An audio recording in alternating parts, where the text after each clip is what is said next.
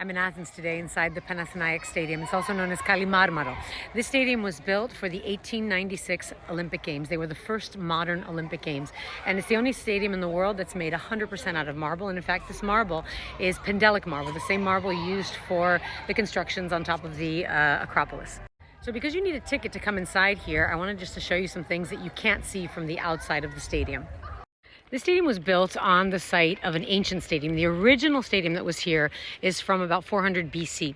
And then later on, during Roman times, in the 2nd century AD, an Athenian, a wealthy Athenian, whose name was Herod Atticus, rebuilt the stadium.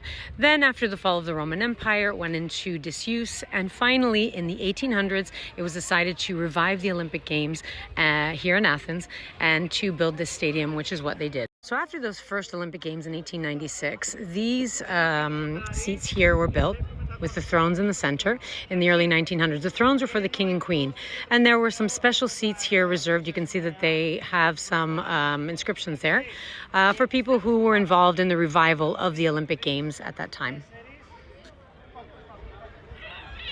And legend has it that the tomb of Herod Atticus was somewhere up there. We can't see it today, but up there where those people are walking, there would have been the tomb of this great benefactor of the city of Athens.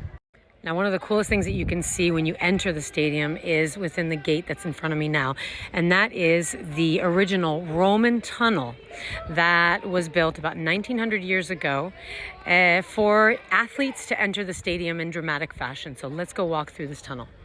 All right, so let's head into this tunnel here.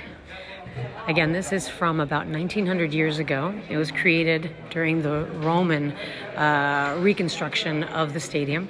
And it was through here that all the elite athletes, even dignitaries, even Roman emperors who were here in Athens, notably Hadrian, very likely walked through this tunnel. Let me turn around to go out to the stadium that's out there.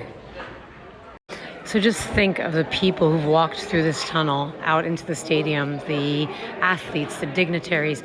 It said that Spiros Louis, who was the Greek shepherd who won the very first marathon race held at the 1896 Olympic Games, walked through this tunnel to the cheering crowds outside in the stadium.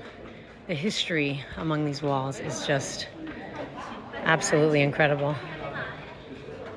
And at the end of this tunnel is a small museum which has memorabilia from the Olympic Games that have been held since the 1896 Olympic Games, including things like the torches from each of the games. Let me show you.